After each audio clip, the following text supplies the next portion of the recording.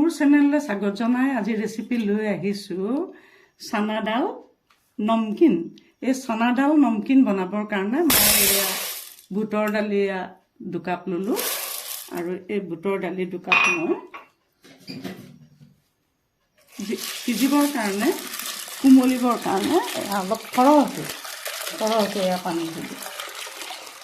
এয়া সৰহকৈ পানী দিলোঁ যাতে এইটো ফুলি যাব পাৰে। আৰু ইয়াতে মই কি কৰিলোঁ, এয়া আধা চামুচ বেকিং চ'ডা দিলোঁ। যিহেতু 2 কাপ দিছোঁ, ইয়াত আধা চামুচ বেকিং চ'ডা ঢালি দিলোঁ। দি পেলাই এইটো সুন্দৰকৈ এনেকৈ লৰাই দিলোঁ। দি পেলাই এনেকৈ 6 ঘণ্টাৰ পৰা 8 ঘণ্টা সময়, অৰ্থাৎ মই এতিয়া ৰাতি তিয়াই ৰাখি থ'ম।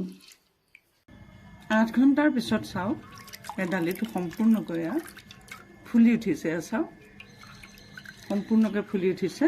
এতিয়া কি কৰিম, দালিটো মই সুন্দৰকৈ 4 বাৰমান, কমে 4 বাৰমান ধুই ল'ম, কিয়নো ইয়াত চৌদা দি আছে, বেকিং চৌদা। গতিকে এইটো ভালকৈ 4-5 বাৰমান ভালকৈ ধুই ল'ম। ইতিমধ্যে দালিটো সুন্দৰকৈ ধোৱা হৈ গৈছে, ইয়াতে চালি ল'ম, চাকি ল'ম। চালনীখনত চাকি দিলোঁ, 2 ঘণ্টাত মই এনেকৈ ৰাখি থ'ম পানীটো সৰিবৰ কাৰণে। Please subscribe my channel A-to-Z tasty kitchen. এতিয়া মই কি কৰিম চাওক, এয়া এখন টাৱেল ল'লোঁ আৰু এই টাৱেলখনতে এই ধুই থোৱা মাহখিনি, টাৱেলৰ পৰিৱৰ্তে আপোনালোকে বেলেগো ল'ব পাৰে, মানে কটনৰ কাপোৰ হ'ব লাগে। তাতে মই এয়া দালিখিনি ঢালি দিলোঁ, পানীটো টুকা যাবৰ কাৰণে ইয়াতে মই দালিটো ঢালি দিলোঁ। দি পেলাই কি কৰিম, এই পানীটো এয়া দেখিছেনে, এইটো সুন্দৰকৈ দিলোঁ। দি পেলাই এইটো মই আকৌ এনেকৈ ঢাকি ইয়াক কাভাৰ কৰি দিম। কাপোৰ দি অলপ সময় ঢাকি ৰাখিম, বেছি সময় নহয়। মই মছলাখিনি ঠিক কৰি লোৱাৰ সময়লৈকে এইখিনি অলপ ৰাখি থ'ম। ইতিমধ্যে চাওক, এয়া দালিখিনি পানীটো সম্পূৰ্ণকৈ শুকাই গৈছে। এতিয়া মই মছলাৰ ভিতৰত লৈছোঁ, মছলা বুলিতে এইটো ধৰক চাট মছলা ল'লোঁ, হালধি গুড়ি অলপমান লৈছোঁ, ব্লেক এণ্ড হোৱাইট চল্ট নিমখ, আমচুৰ পাউডাৰ 2 চামুচ লৈছোঁ।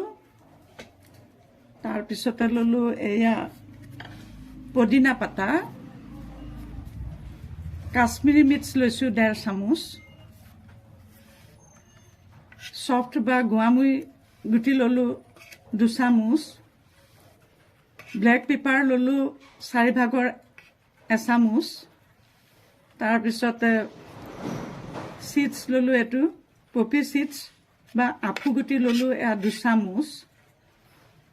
এইখিনি ল'লোঁ, কম বেছ নহয়, গোটেইখিনি মিহলি সমানে হয়, সেইকাৰণে মই ৰং গুড়া, হালধি গুড়ি, আমচুৰ পাউডাৰ, তাৰপিছতে এইটো চাট মছলা, হোৱাইট এণ্ড ব্লেক চল্ট একেলগে, এই গোটেইখিনি আমচুৰ পাউডাৰ, এই গোটেইখিনি মই একেলগে দি পেলাই এতিয়া এটা পেষ্ট কৰিম। ব্লেক পেপাৰখিনি অলপ দি দিম, জালুকৰ গুড়িকণো দি দিম, এইখিনি একেলগে। আৰু এয়া কাশ্মীৰী মিৰ্চখিনি একেলগে দি দিম। দি পেলাই মই এইটো এটা পেষ্ট কৰি ল'ম। এতিয়া পদিনাৰ পাতখিনি, পপি চিডছ বা আফু গুটিখিনি আৰু ধনিয়া গুটিখিনি অকণমান সামান্য গৰম কৰি ভাজি ল'ম। এতিয়া ব'লকচোন পাকঘৰৰ ভিতৰলৈ সোমাই যাওঁ। যিহেতু পপি চিডছ বা আফু গুটিখিনি, মই এই বস্তুখিনি মই অকণমান ভাজি ল'ম, কাৰণ মই সেমেকাকৈ নিদিওঁ। আফু গুটিকেইটা দিলোঁ বা পপি চিডছখিনি, তাতে এয়া চপ বা গোৱামুৰি গুটিকেইটাও দি দিলোঁ, আৰু এয়া পদিনাৰ পাতকেইটাও মই ইয়াতে ঢালি দিলোঁ। দি পেলাই মই অকণমান এয়া লৰাই ভাজিলোঁ। এই আফু গুটিটো বা পপি চিডছটো যিহেতু কম্পালচৰি খচখচীয়া হ'বৰ কাৰণে, আৰু গোৱামুৰিটো দিছোঁ সুন্দৰ এটা স্মেল আহিবৰ কাৰণে, পদিনা আৰু গোৱামুৰি, সেইকাৰণে দিয়া হয়। ইতিমধ্যে গেছটো অফ কৰি দিলোঁ, ভজা হৈ গৈছে। এতিয়া গ্ৰেণ্ড মেচিনৰ বাতিটোত এইখিনি লৈ মই এতিয়া প্ৰেছ কৰিম। এতিয়া চানাডাল নমকিন বনাবৰ কাৰণে মই ইয়াত কি কৰিছোঁ, এটা ডাঙৰ কেৰাহী লৈছোঁ। কেৰাহীটো অলপ ডাঙৰ হ'লে ভাল হয় আৰু গেছটো জ্বলাই এইটো পাতি দিছোঁ। ইয়াতে মই বুটটো ভাজিবৰ কাৰণে এয়া মই তেল দিছোঁ, ৰিফাইন অইল দিছোঁ। ইতিমধ্যে এয়া তেলটো গৰম হৈছে। হাই ফ্লেমত গেছটো ৰাখিব লাগিব। আৰু এতিয়া মই বুটডালটো লৈ আহিছোঁ। এয়া চব কেনেকৈ দিম চাব দেই। এইটো এনেকৈ এনেকৈ এনেকৈ এনেকৈ অলপ অলপ অলপ অলপ অলপ অলপ অলপ অলপকৈ একেবাৰতে গোটেইখিনি দি দিব নালাগে, নহ'লে তেলে ভাৰসাম্যটো ৰক্ষা কৰিব নোৱাৰিব। গতিকে অলপ অলপ অলপকৈ এনেকৈ গোটেইখিনি দি দিব। এতিয়া এই হেৰিখনে এতিয়া লৰাই থাকিম।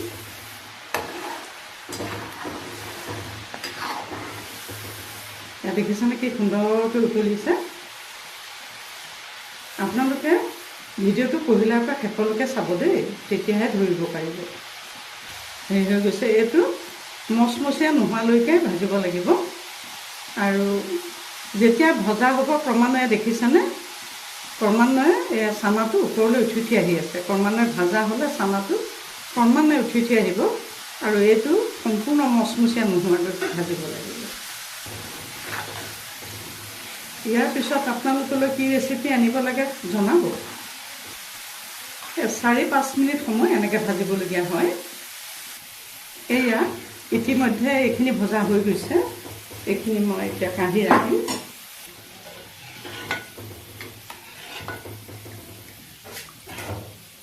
চেকনিখনত এনেকেই দিছোঁ।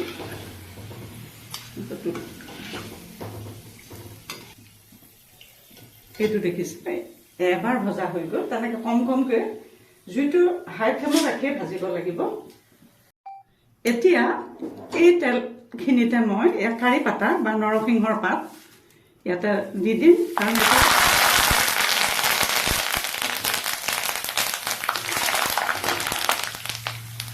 তাত দিয়াটো কম্পালচৰি, সেইটো কাৰণে এই কাৰি পাতাকেইটা ইয়াতে ভাজিলোঁ। কেৰাহীটো নমাই দিম। ইতিমধ্যে চাওক, এয়া চানাডাল নমকিনৰ বুটটো প্ৰস্তুত হৈ গৈছে। এইটো এতিয়া মই কি কৰিম, ইয়াতে ঢালিম। ইয়াত আৰু অলপ কাম আছে। তাৰপিছতে কি কৰিম, ইয়াতে এয়া পেষ্ট কৰি লোৱা মছলাখিনি কেৱল এয়া চাওক, এয়া কেৱল এয়া ঢালি দি যাম। এই সুন্দৰ ৰেচিপিটো আপোনালোকে বনাই খাব। এইটো ঢালি দিলোঁ আৰু এইখিনিও ঢালি দিলোঁ, গুৱামুড়িখিনি আৰু ঢালি দিলোঁ। দি এইটো বেলেগ একো নাই, এইটো সুন্দৰকৈ এতিয়া মিক্স কৰিম। এই সুন্দৰ ৰেচিপিটো আপোনালোকে বনাই খাবলৈ খাব। শেষত এয়া কাৰি পাতাকেইটা ইয়াতে মিলাই দিলোঁ বা নৰসিংহৰ পাত, অতি সুস্বাদু হয়। এই সুন্দৰ ৰেচিপিটো আপোনালোকে বনাই খাব। পুনৰ এটি নতুন ৰেচিপি লৈ অহাৰ প্ৰতিশ্ৰুতিৰে আজিলৈ মই ইমানতে সামৰিলোঁ।